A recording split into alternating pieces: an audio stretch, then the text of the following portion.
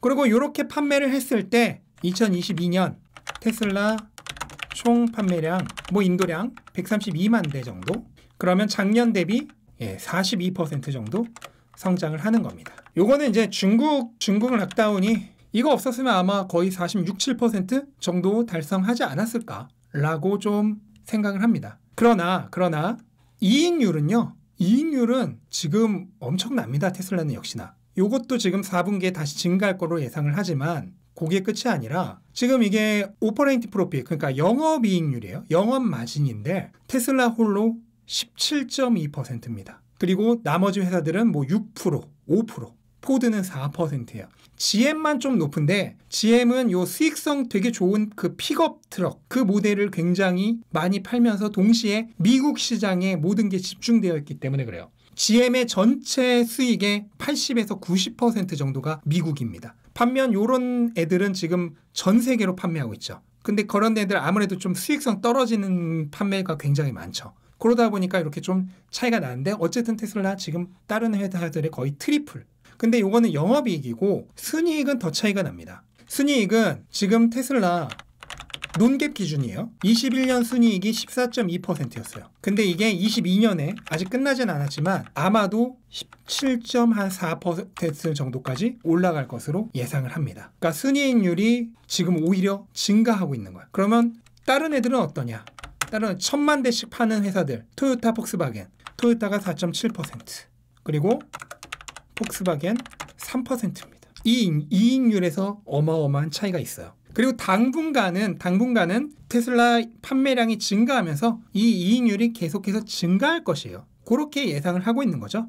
가치주라고 하는 애들은 왜 그 PER이 낮고 별로 평가를 못 받죠? 앞으로 수익성이 증가하지 않을 거라 예상되니까. 심지어 몇몇 기업들은 오히려 줄어들 거라 예상을 하니까. 그런데 왜 성장주라는 애들은 굉장히 높은 PER을 받나요? 왜 굉장히 높은 평가를 받나요? 앞으로 매출이 증가하고 수익성이 늘어날 것이라고 생각을 하기 때문에 더 높은 평가를 받는 겁니다. 요거를 모르는 사람들은 이제 맨날 PER만 요즘 이제 PER로도 더 이상 안 되지만 맨날 PER만 갖다 대면서 무슨 고평가다 어쩐다 하는 거죠. 앞으로 매출과 수익성이 증가할 거란 걸 계산을 하지 않은 거예요. 그래서 지금 중요한 거는 내년부터 이제 중국 봉쇄가 더 이상 없을 것으로 좀 기대를 하고, 그 다음에 기가 상하이 생산 능력 확장 공사 완료된 상태에서 풀 캐퍼시티 상승하고, 그 다음에 베를린, 텍사스 내년부터 본격적으로 생산 능력 확대를 할 것이고, 그래서 내년에는 충분히 거의 200만 대 가까운 인도량을 달성할 것으로 기대가 돼요. 그래서 테슬라가 성장성 증명 2023년 과제, 테슬라가 성장성을 증명하기 위해서 2023년에 내야만 하는 숫자가 있어요. 그게 뭐다? 순이익률, 논갭 기준이죠. 논갭 기준으로 최소 17% 이상 이 정도의 이익률이 나오고 있다는 것을 증명을 해야 되고, 그 다음에 인도량 190만 대 이상, 요게 이제 50% 인도량 성장이죠. 요거를 증명을 일단 2023년도에 당장 내년에 해줘야 됩니다. 요게 증명이 돼야지 2024년, 5년, 6년은 또 어떻게 될지 모르지만 당장 내년 2023년에 한번 증명을 하고 갈 수 있는 겁니다. 우리가 테슬라에 대한 믿음을 조금 더 가져갈 수 있는 거죠. 그래서 가격이라고 하는 거는 내년의 시장 상황에 따라서 또 어떻게 될지 몰라요. 네, 수십 % 변동할 수 있습니다. 그럼 매일 변동할 수 있어요. 어제도 하루 만에 7%, 8%가 올랐죠. 또 그 전날 며칠 동안 또 거의 7, 8% 하락했죠. 단 며칠 만에 거의 10% 가까이 기업 가치가 몇백조, 몇천조가 왔다 갔다 할 수도 있는 겁니다. 이거는 우리가 알 수 없어요. 알 수 없다. 그러면 우리가 알아야 되는 거는 뭐다? 네, 요거죠. 그 기업의 미래 가치를 현재 가치로 환산한 가격. 현재 가치, 이 기업의 실질적인 본질적 가치가 지금 가치로 얼마인가, 요거를 파악하는 것이 가장 핵심입니다. 여기에 우리의 모든 역량을 집중해야 돼요. 만약에 시장이 평균적으로 생각하고 있는 가치, 그러니까 시장 가격이라고 하는 것이 하락한다면 내가 요거를 정확히 알고 있으면 멘탈적으로 흔들릴 일도 없고 오히려 안전마진이 증가하기 때문에 추가적인 매수를 더 강력하게 걸 수가 있는 겁니다. 여기에 우리가 모든 거를 집중해야 돼요. 그런데 요거는 사람마다 다 평가하는 기준이 다를 수밖에 없어요. 그렇잖아요. 심지어 기관에서도 10배까지 차이가 납니다. 이거는 사람마다 다 다를 수밖에 없는 겁니다. 요게 이제 개인의 능력인 거죠. 모건 스탠리의 경우는 테슬라의 기본적인 목표 주가를 $330로 잡았어요. 그런데 $330 하나만 잡은 게 아니라 $150라고 하는 약세 시나리오도 있습니다. 그러니까 여러 가지 시나리오를 준비해 놓고 그 시나리오에 따라 여러 가지 단계의 요거를 잡아 놓은 거예요. 그래서 기본 케이스는 기본 목표 주가는 $330죠.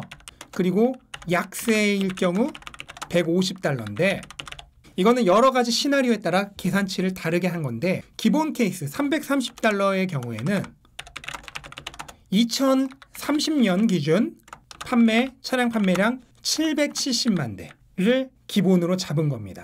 요즘 자동차가 $183, 그러니까 요 $330 중에서 자동차가 $183 잡은 거고, 그 다음에 에너지가 $33, 그 다음에 네트워크, 그러니까 소프트웨어 서비스죠. 이렇게 적을게요. 약자로가 $57. 그 외에 뭐 보험이라든지 뭐 여러 가지 잡다한 것들이 있습니다.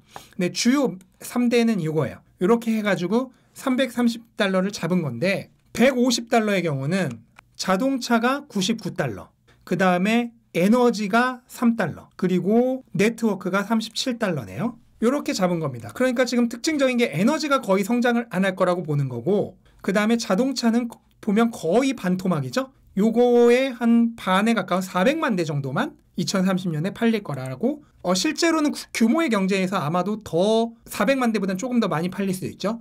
명확하게 밝히진 않았어요. 라고 할 거고, 그 다음에 차량이 덜 팔렸으니 당연히 이 소프트웨어 서비스도 줄어들겠죠. 굴러다니는 테슬라 차량이 더 적을 거니까. 그래서 이것도 거의 반토막이 날 거다라고 얘기를 하고 있습니다. 그래서 모건 스탠리의 경우도 여러 가지 시나리오를 두고 최악의 경우 $150일 수도 있다. 하지만 거기서 그런 리스크들이 하나씩 사라질 때마다 이 평가 가격이 올라서 기본적으로는 $330다. 이렇게 얘기를 하고 있는 거예요. 지금 보시면은 CT도 나름대로의 그 계획이 있죠.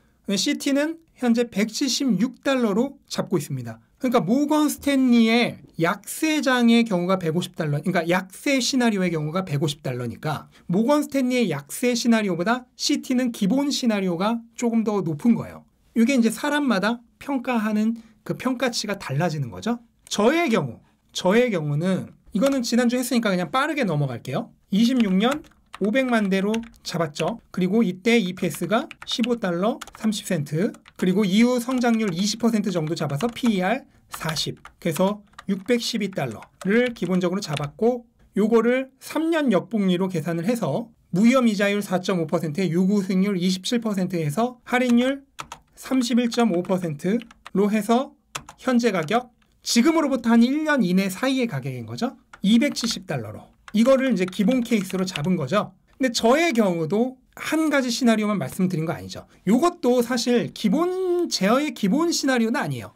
전전주 정도의 이거보다 훨씬 높은 시나리오를 말씀드렸고, 그거 너무 낙관적인 거 아니냐라고 하시는 분들이 있어서 그거보다 훨씬 더 보수적으로 잡은 시나리오를 하나 더 쓴 겁니다. 근데 여기에 추가적으로 머스크 쉴 리스크가 극대화된다면 요것도 저번 주에 했죠. 그러면 요거의 경우에는 다 똑같은데 할인율이 훨씬 증가합니다. 왜냐면 머스크에 대한 신뢰가 낮아졌다는 거는 금리가 높아진 거랑 똑같아요. 내가 머스크한테 돈을 빌려주는데 예전에는 낮은 금리로 돈을 빌려줬었는데 이제 머스크에 대한 신뢰가 떨어졌으니까, 리스크가 증가했으니까 내가 머스크한테 금리를 더 높게 부른 거예요. 내가 테슬라에 투자하려면 요 정도 금리는 받아야 돼 하고 금리를 높이는 거예요. 그래서 요게 44.5%까지 올라갈 거라고 예상했죠.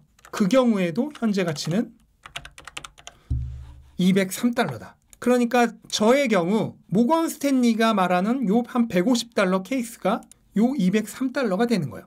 그래서 모건 스탠리도 시나리오별로 준비를 해놓고, 뭐 중국에서 락다운이 걸리면 요만큼 가치가 떨어질 거야. 중국과 정치적인 불안이 생기면 요만큼 가치가 떨어질 거야. 이런 것들을 내가 기준이 있으면은 명확하게 구할 수가 있다는 거죠. 근데 이게 기준이 없는 사람은 어때요? 기준이 없는 사람은 단톡방에서 누가 뉴스 띄고 올려. 바이든, 시진핑과 인상국이다. 그러면은 바로 오늘 밤에 팔아야 되나? 기준이 없으니까 알 수가 없는 거예요. 무슨 뉴스 하나 나오면은 불안하고 가슴 막 벌렁벌렁 하는 겁니다. 이런 기준이 없기 때문에 가치를 매길 수가 없으니까. 만약에 내가 생각하는 기본 케이스가 250달러.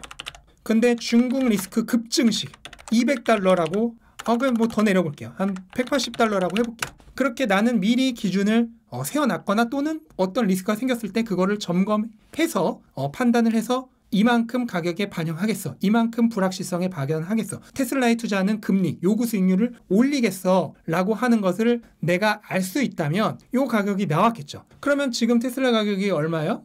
한 뭐 180에서 200달러 사이 되나요? 그러면은 요게 지금 어느 정도 겹친 거죠.